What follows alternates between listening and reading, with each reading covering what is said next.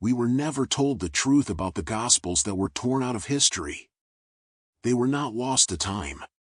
They were not destroyed by accident. They were hidden on purpose. Why? Because within these texts were too many forbidden answers. Too many words that would break the system.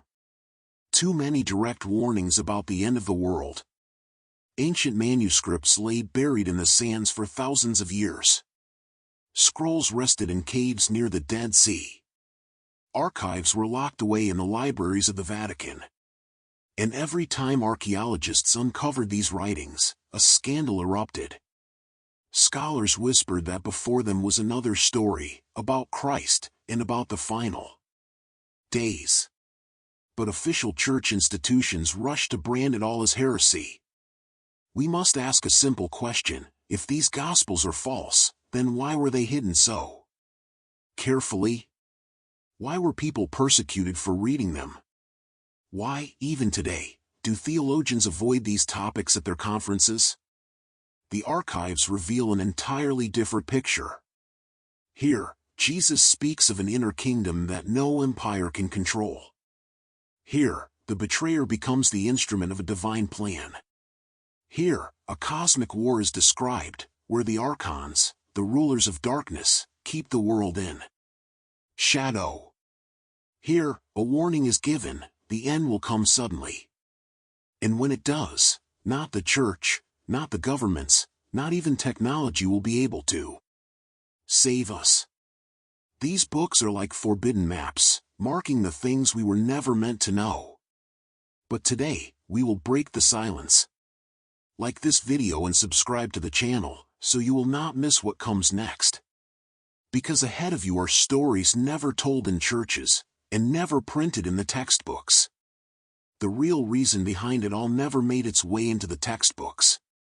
In the year 1945, in Egypt, near the village of Nag Hammadi, local farmers stumbled upon clay jars buried in the ground.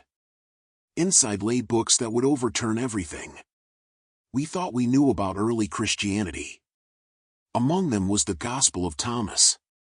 This text is made up of sayings of Jesus that never appeared in the canonical Gospels. And the most shocking part is this: Christ does not speak about rituals or church structures, but about a personal encounter with the kingdom of God within each human being. The kingdom of God is within you, and whoever knows himself will know everything. This is not a poetic metaphor. This is a direct challenge to the entire system of power. If a person has direct access to God, then what need is there for priests, hierarchies, or empires? The official church did everything it could to make this text disappear. Because it struck at the very foundation of control, the principle of mediators. For here, Jesus says, you will become like gods if you recognize the light within you. It sounds like a forbidden revelation. We were taught something else. But the ancient writings tell a different story. Now, let us turn to our world today. Who controls humanity now? Not emperors with swords, but corporations with algorithms. They create the illusion of choice, while in reality they hold us inside a digital cage. Social media, credit scores, digital IDs, passports, these are the new chains of power. But the Gospel of Thomas reminds us, true freedom is found within. And when a person awakens, they can no longer remain a slave to the system. This text was dangerous then, and it is dangerous now. Because it opens doors that churches and governments tried to seal shut. World leaders knew this, but they kept it hidden. And here's the question: what if we are the generation living in the very days the prophet warned about? What if these forbidden words of Jesus are speaking to us now, as a warning? Look at the global alliances.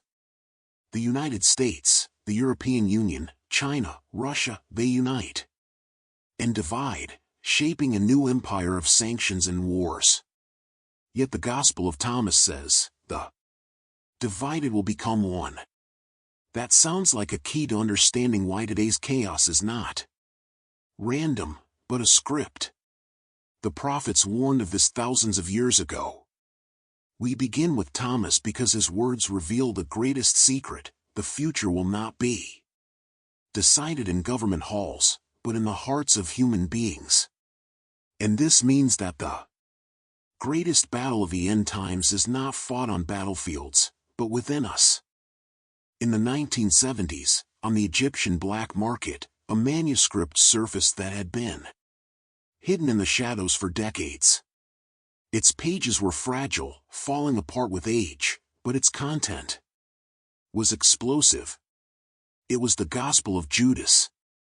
And this text turns upside down everything we thought we knew about the most hated figure in Christian history. In the official texts, Judas is the traitor, the man who sold his teacher for 30 pieces of silver. In sermons, his name is always invoked as the symbol of ultimate treachery. But in the forbidden gospel, everything looks different. Here, Judas is not the enemy, but the chosen one. The one who carries out the secret plan of Jesus. The one who betrayed not out of greed, but out of mission. According to this text, it is Judas to whom Christ reveals the greatest mystery, that his death is necessary for the liberation of humanity. Which means Judas is not merely a traitor, he is the essential executor of the plan. Without him, there would be no sacrifice, and no resurrection.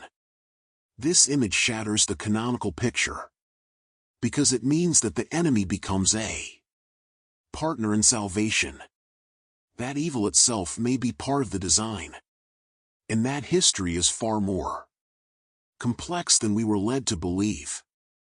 The official church did everything possible to erase this gospel, because it shows that even those labeled as demons can still serve as instruments of divine will. And that undermines the entire hierarchy of good and evil on which the system of power is built. Everything we were told about the alliance of traitor and victim was a lie. And now, let us turn to the present. Is this not how politics works today? Do we not see world leaders making deals with their supposed enemies in order to execute hidden agendas? Wars that are called accidental often turn out to be carefully planned. Alliances that are praised as peaceful frequently deliver disaster for millions. Think back to the 20th century. The Allies made pacts with Stalin to defeat Hitler. But this gave rise to a new tyranny. Later, the West armed Islamic fighters to bring down communism. But that fueled the terror that now explodes across the Middle East. Every one of these betrayals turned out to be part of a greater script, whose true cost became visible only years later. The Gospel of Judas tells us, what appears to be betrayal may in fact be part of a plan. But whose plan is it? Divine or human? And who is really directing these scenarios? This is the scandal that even the churches remain silent about. In the forbidden text, Jesus seems to suggest that the world is not governed by simple categories. That even the one we call an enemy can be part of God's design. This does not mean evil is to be justified. It means we are only shown the surface, while the real game unfolds in the shadows. And what if today, once again, we live in a world where traitors are fulfilling a crucial mission? Look at the great powers. Publicly, they wage rivalry. Behind the scenes, they seal secret deals.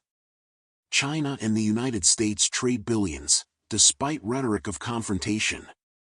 Russia and Europe built joint energy projects for decades, despite loud words about values.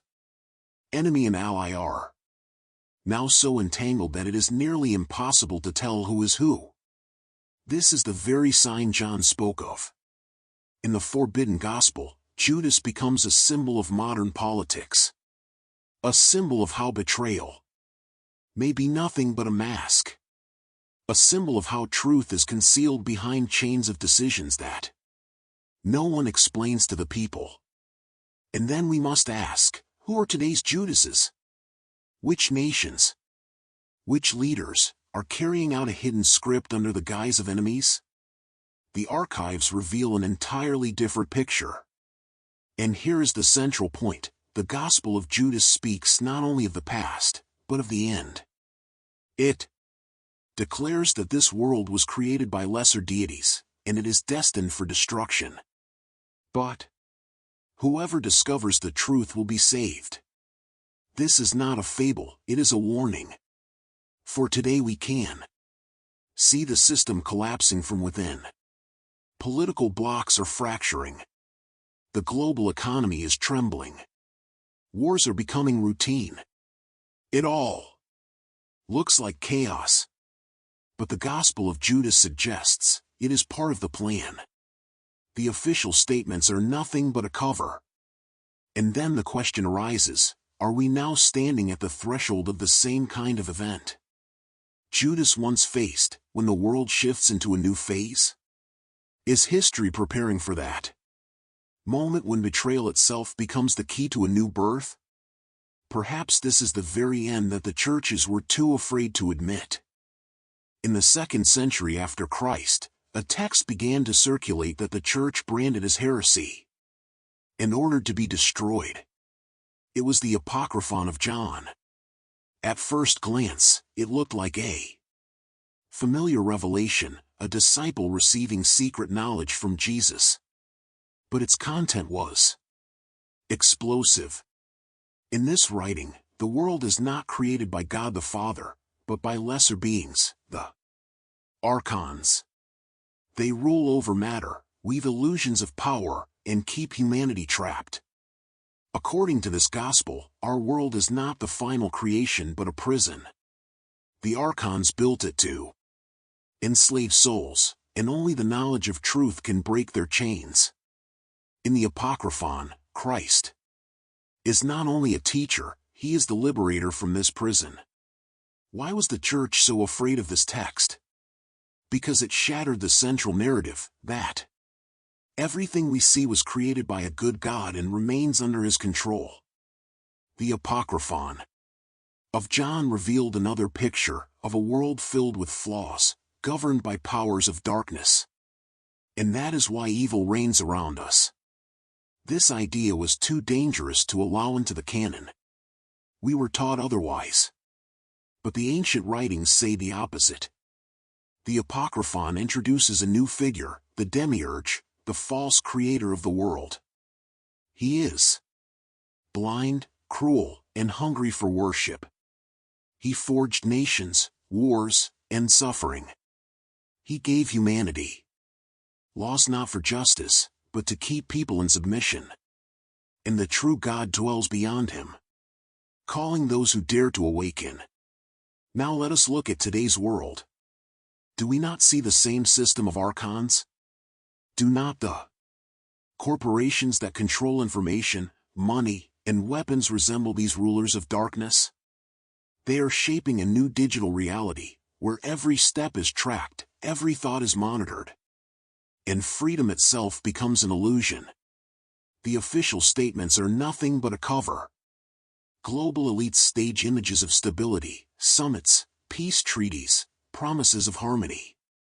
But behind this mask lies something else: wars, sanctions, control, and fear.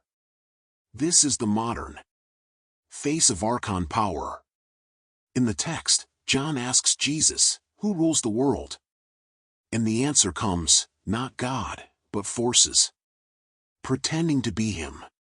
And then you realize, how many times in our history were we sold a counterfeit instead of truth?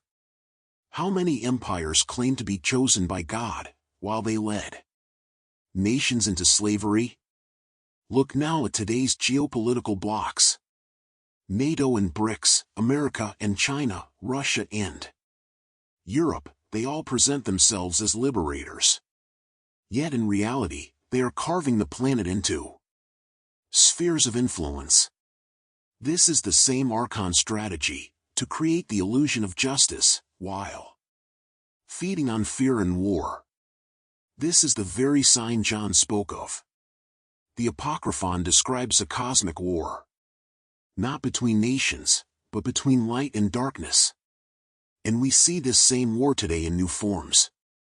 Cyber attacks, information campaigns, the race for artificial intelligence, the militarization of space. These are not just politics. They are echoes of the ancient conflict. The archons changed their masks, but never their goals.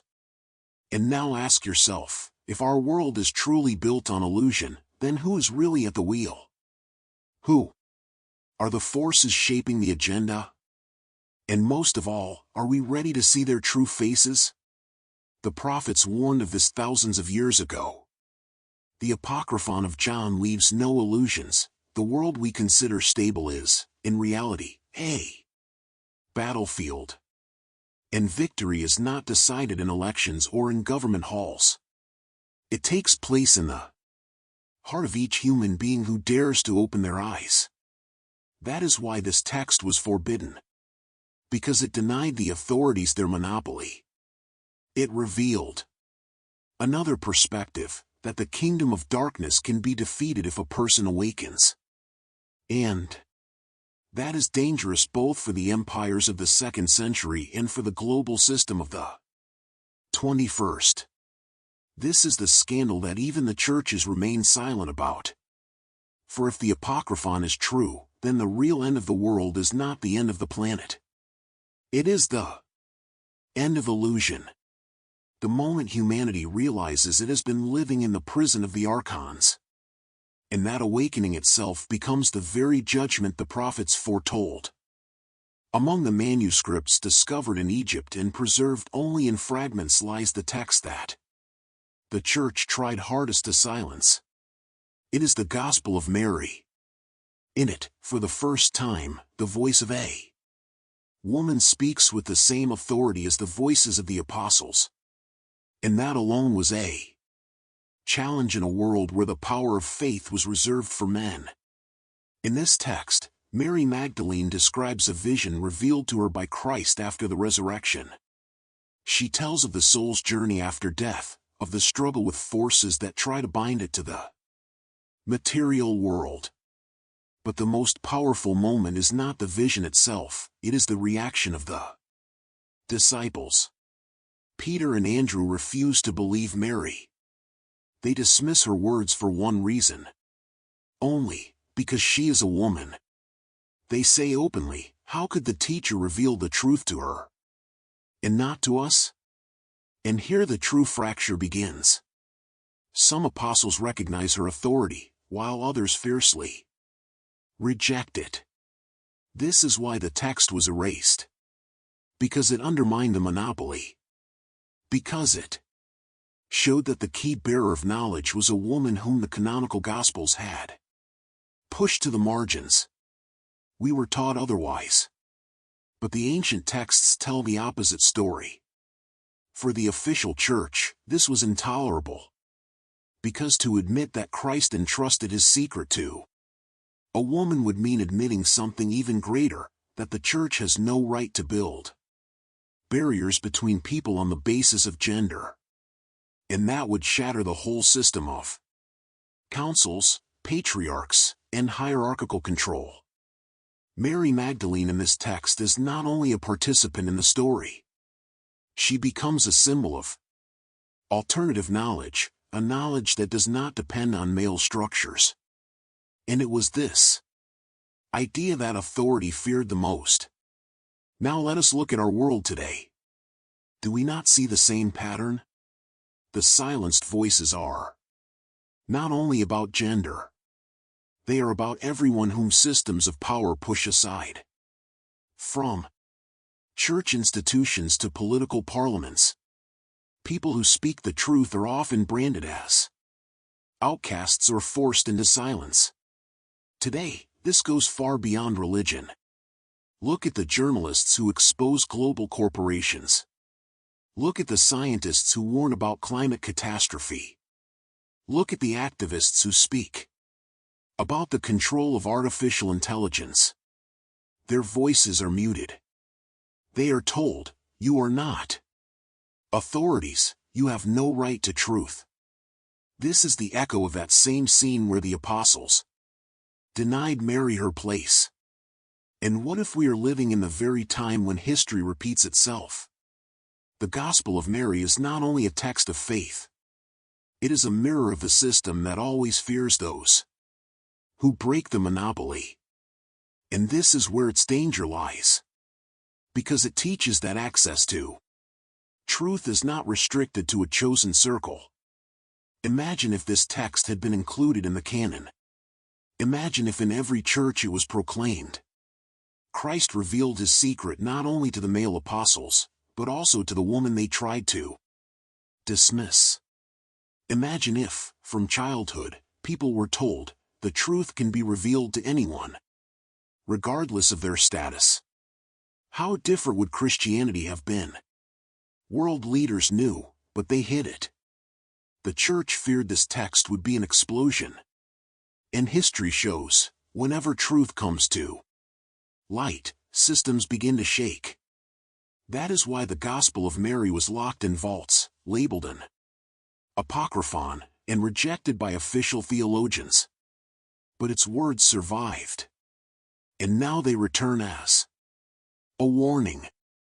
Within it is a central message: the soul must pass through the barriers of forces that try to hold it down. And this mirrors our own time. We live in a world that tries to keep us bound by debts, documents, screens, and promises.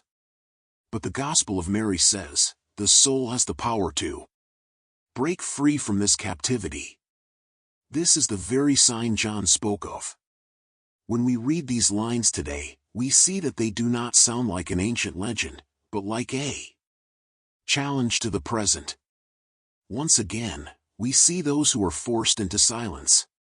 Once again, we see the struggle between official authority and the voices that rise against it.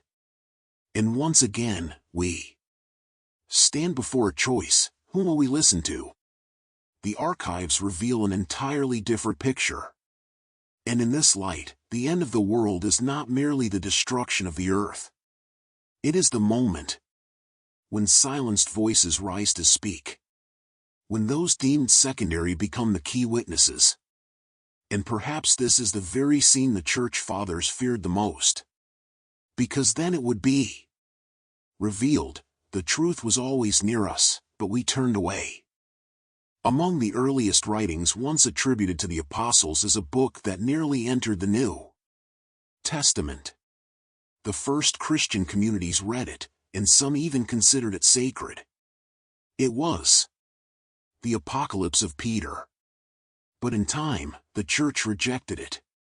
Why?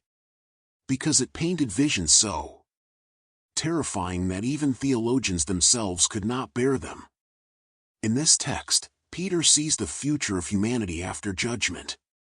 Hell is revealed to him in details, far beyond what we find in the canonical revelation of John. The souls of sinners hang by their tongues. Murderers boil in rivers of fire. Adulterers burn in dark pits. Every sin carries its own punishment. These are not metaphors, they read like a report from the place of torment. For the early church, these scenes were too blunt.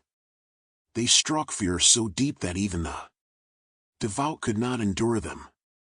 Leaders realized, if such images remained, fear would grow beyond control. People would begin to question the justice of a God who allowed punishments so cruel.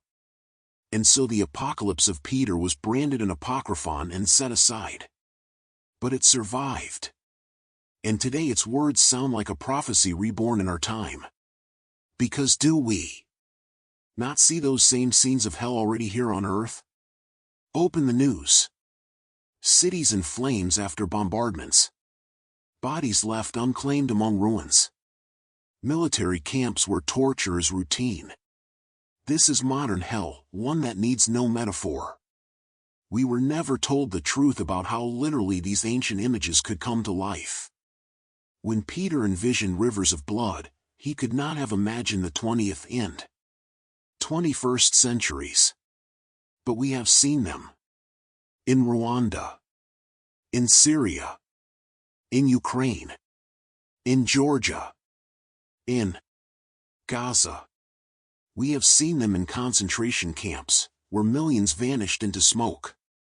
This is no legend, it is the documentary record of our age. The Apocalypse of Peter declares that after judgment, every sin will face its reward. But what of the innocent who perish? The Church avoided this question. In official sermons it was easier to speak of symbols. But in the Apocryphon, everything is literal. The world itself becomes an arena of suffering. It sounds as though the book was warning us, the end will not arrive as an abstract spiritual event. It will come as a reality in which humanity builds hell with its own hands. Look at the global picture. We live in a world that has amassed thousands of nuclear warheads. A world where factories produce weapons faster than bread. A world where wealth is spent not on schools or hospitals, but on armies and missiles. Is this not proof that we ourselves are forging our own hell? The official talks of peace negotiations are nothing but a cover. The Apocalypse of Peter draws a picture. A person ends up in the reality they have chosen. Which means hell is not only a punishment from outside, but the result of our own decisions. We see it today. Every new war is the choice of politicians, leading to the destruction of millions. Every new ecological disaster is the outcome of corporations driven only by profit. And here comes the haunting question, are we the generation already living in the apocalypse of Peter?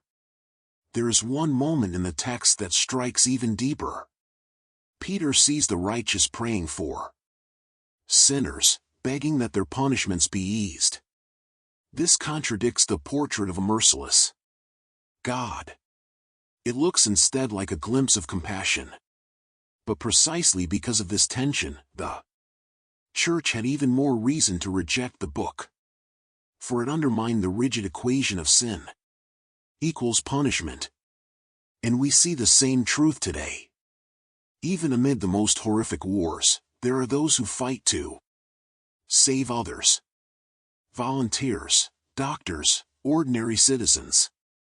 They remind us that even in hell, there remains a chance for light. The archives reveal an entirely different picture. The Apocalypse of Peter is a mirror. It shows us that the end of the world is not only a final day of history. It is a process already unfolding.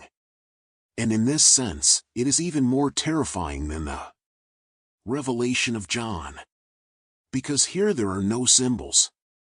Here everything is literal. And this is the most important point. This book did not disappear from the canon by accident. It was removed so we would not see the obvious. So we would not realize that if evil is not stopped, it will turn the earth itself into a copy of hell. And what if this is the great secret they feared to reveal? Because then the question changes. It is no longer, will the end of the world come, but have we already set it in motion? In the libraries and vaults of Egypt, a strange manuscript survived, ignored for centuries even by scholars. It is known as the Secret Book of James. In it, Christ speaks to his brother James. After the resurrection, he reveals words that never entered the canonical Gospels. And these words sound like a warning that chills the blood. In this text, Christ speaks of the last days. He says the end will come suddenly, like a thief in the night. He warns that most people will be unprepared, because they will be living in sleep. Do not be like those who sleep, he urges, for judgment will come upon you. This is no parable of symbols. It is a direct warning. Why did the church refuse this text? Because it left no room for comfort. It demanded that a person not rely on institutions, not trust in structures, but prepare alone. It was a call to personal responsibility. And every system of power rests on the opposite, dependence on intermediaries. We were taught otherwise. But the ancient writings tell the opposite. In the secret book of James, the central idea is clear: time is short. Humanity lives as if it were immortal, but judgment may strike at any moment. And in that hour, neither wealth, nor armies, nor kingdoms will help. Only one thing will matter: the awakening of the soul. Now let us look at our present. Are we not living in that very sleep Christ warned about? People are immersed in screens.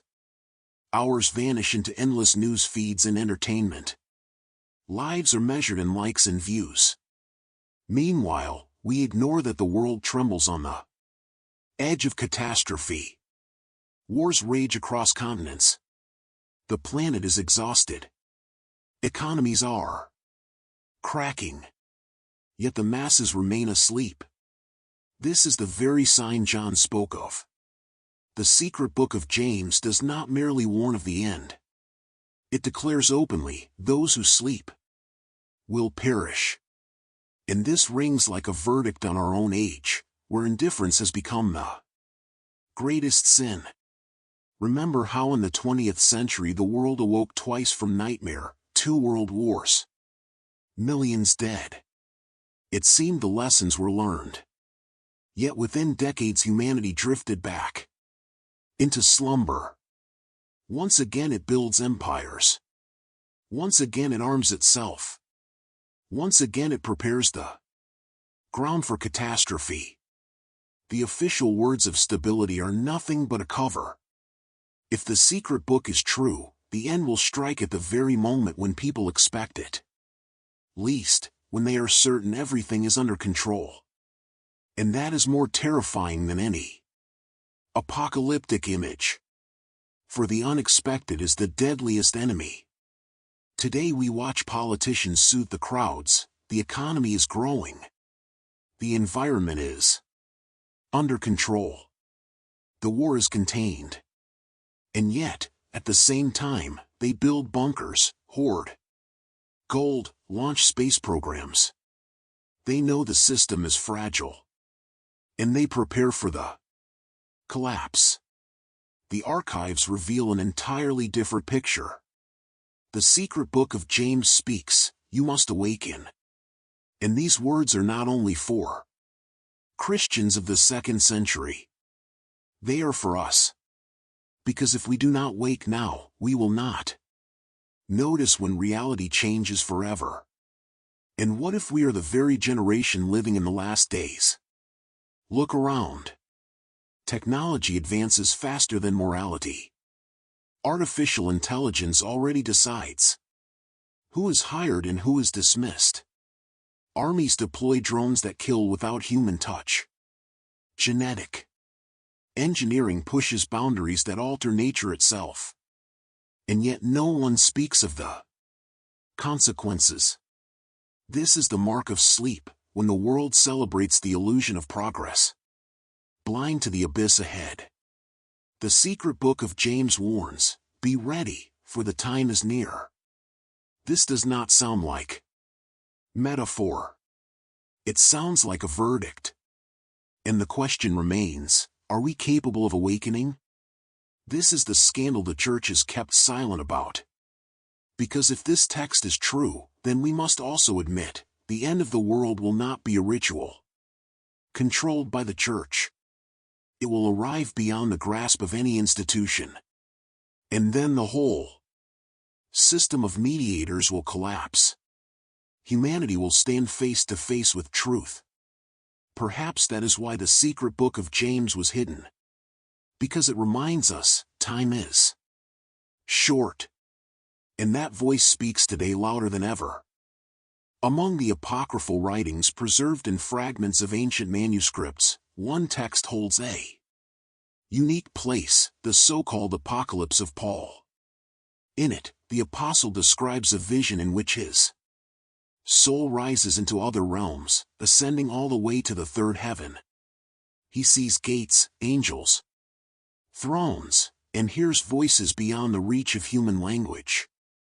The experience is so profound, so mystical, that it was considered dangerous even for the faithful. In the canon, Paul does make a brief reference, whether in the body or out of the body, I do not know, God knows. I was caught up to the third heaven. But there, he gives no details. The Apocryphon provides them. And they astonish. It speaks of levels of heaven through which the soul must pass. Angels ask questions, demand signs of faith, require answers like sacred passwords. The imagery recalls judgment and testing, a passage not everyone can survive. The Church saw danger in this. Because if the text were accepted, anyone could ask, why only Paul? Why not other mystics and prophets? Why not visions given to ordinary believers? If such experiences are possible, then the Church loses its monopoly over spiritual knowledge. We were taught otherwise. But the ancient writings tell the opposite.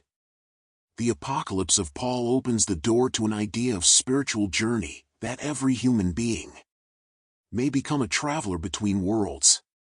This was incompatible with official dogma, which built a wall between God and people, leaving only a narrow corridor through ritual and priesthood. The text also describes scenes where Paul sees souls unable to pass through the gates. They remain in dark layers, chained to earthly desires. It reminds us that the strongest chains are not outside us, but within. A person may be offered heaven and still remain a slave. Now let us look at our world today. Do we not see humanity once again trying to break into heaven, but this time through technology?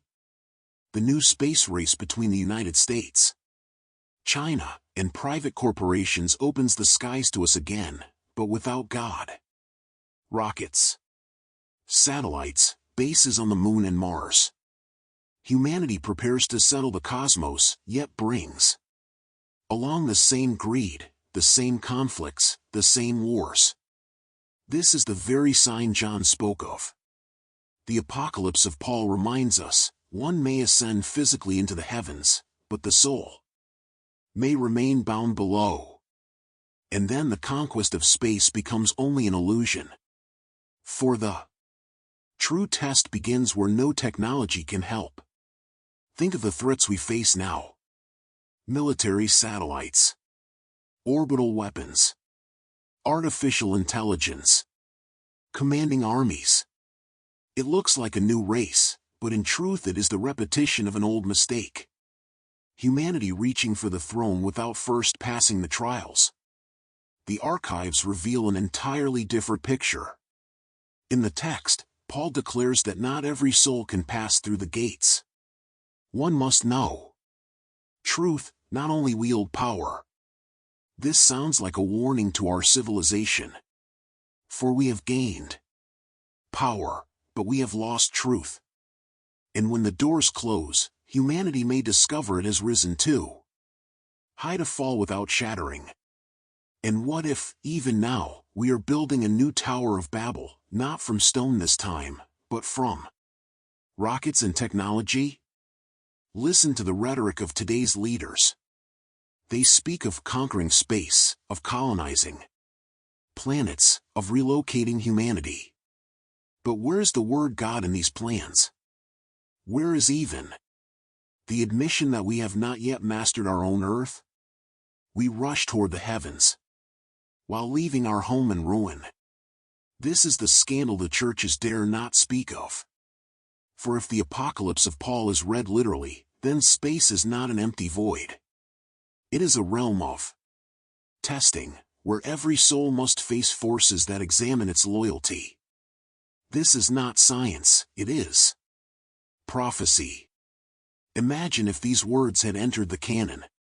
From childhood we would have learned, the heavens are not just space to colonize. They are a battlefield between light and darkness. And every soul must face its trial. Then today's space race would look very different. But the Church hid this text because it revealed too much. Perhaps that is why humanity now repeats the same mistakes already written in the forbidden books. The evangelists knew of a text that described events before the flood. The Apostle Jude quoted it, and it is even mentioned in the letters. But it never entered the canon. It was the book of Enoch, one of the oldest apocrypha, unveiling secrets the official church preferred to keep silent.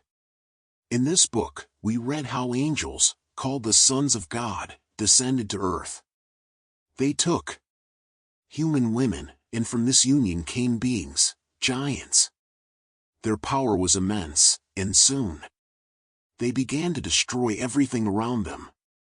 They taught humanity the arts of war, of magic, of astrology. They forged weapons and spread violence. The world turned into a battlefield of chaos. God saw that the earth was corrupted. And thus came the flood, to cleanse the world of the giants and their creators. But the book of Enoch warns, this was not only in the past. These beings, this knowledge, and these alliances may return. We were taught otherwise. But the ancient writings tell the opposite. The Church rejected this book precisely because of its bluntness. For if one accepts that angels truly intervened in history, that they mingled with humankind, then one must also accept something else. Our very existence was corrupted from the beginning.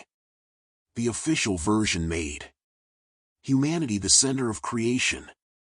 But the book of Enoch shows that we were born of conflict between heaven and earth. Now let us turn to the present. Do we not see the same scenarios unfolding? The giants of old resemble today's experiments with genetics, with new weapons, with technologies that reshape nature. We create artificial intelligence that may escape our control. We edit DNA as though we ourselves were gods. And we ignore the consequences. This is the very sign John spoke of. In Enoch's vision, the angels gave humanity knowledge that led to catastrophe. They revealed the secrets of metallurgy, of medicine, of magic. It seemed to grant power. But that power destroyed mankind. Are we not seeing the same today? Every new technology promises progress but brings new threats. Nuclear energy was meant to bring light, but became a weapon of apocalypse. Biotechnology was meant to heal, but became an instrument of control. The archives reveal an entirely different picture. The book of Enoch also describes the judgment of the angels. The watchers who betrayed God are imprisoned until the final days. And their children, the giants, are doomed to perish. The warning is clear: no union of heaven and earth made outside God's plan will survive. And what if today we stand again at the threshold of such a union? Look at military research. Drones commanded by algorithms. Soldiers with bionic implants. Programs editing embryos.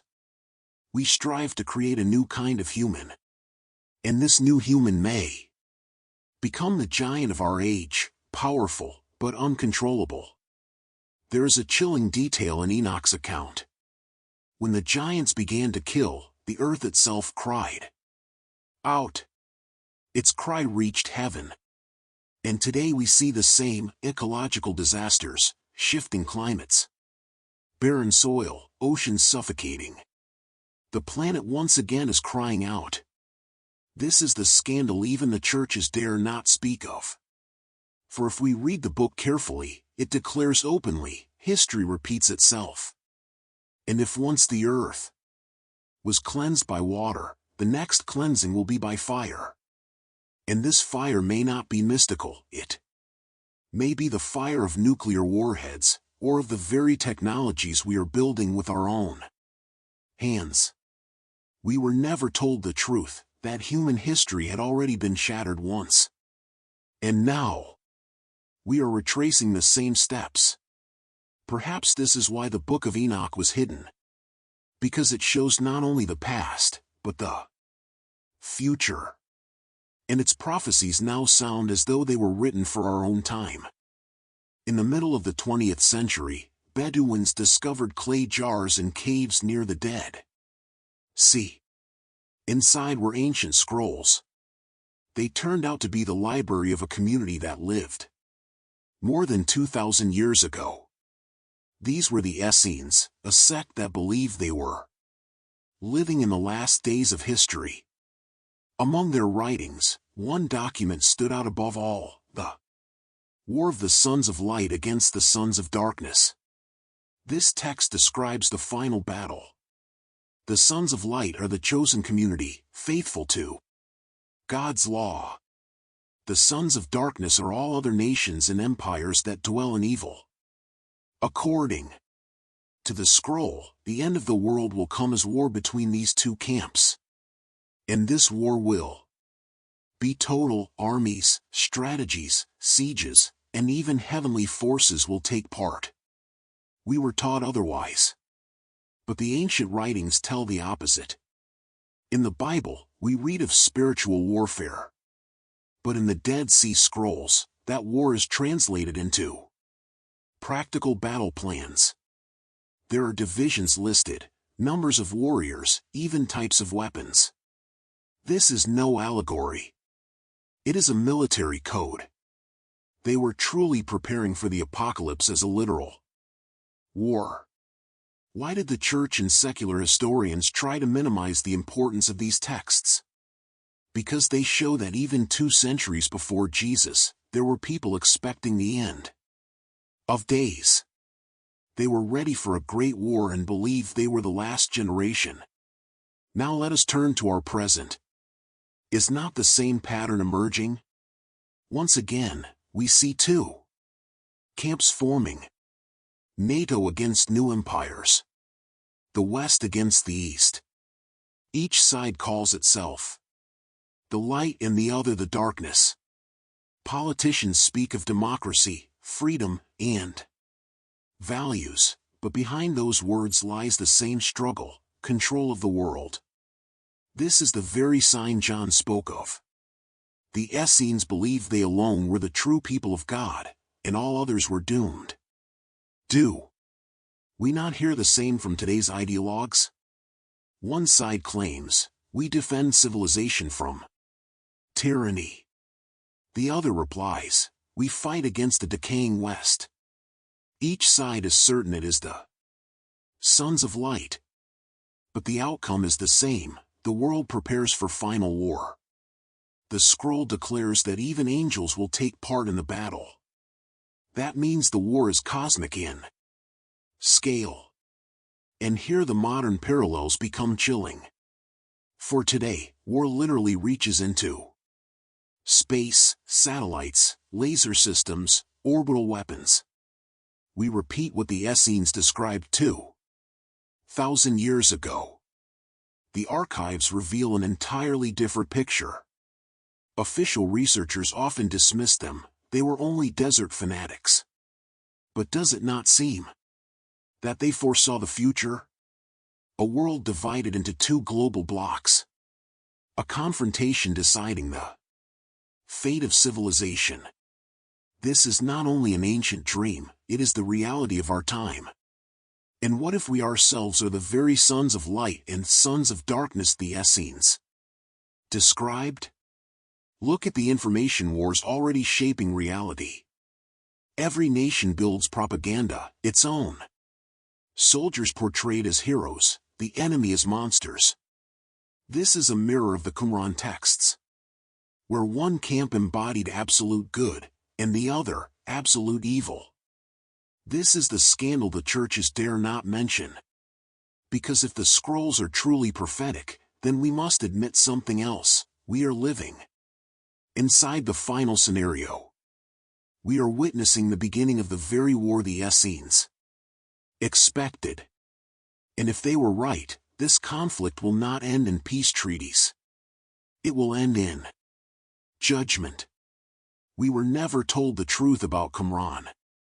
Scholars tried to reduce it to an archaeological curiosity, not a key to understanding our time. But now, as we watch the world divide into camps, the scrolls come alive. And then the ultimate question arises: who, in the end, are the sons of light, and who are the sons of darkness? We have walked the path through texts the Church tried to erase from history. From the words of Thomas about the kingdom within, to the visions of Judas. From the cosmic war of the archons, to the voice of Mary Magdalene. From the terrors of the apocalypse of Peter to the sudden warning of the secret book of James. From Paul's ascent into the third heaven to the giants of the book of Enoch. And finally, to the Qumran scrolls announcing the war of light and darkness. Each text was rejected. But together, they form a single codex. A codex that tells us one thing: the end of the world has already begun. The Church tried to convince us these were only myths. Historians explained them as fantasies of ancient sections. Politicians spoke of stability, peace, and progress. But reality shatters every illusion. Wars ignite one after another. The planet is exhausted. Humanity builds new empires, arms the heavens, experiments with genes.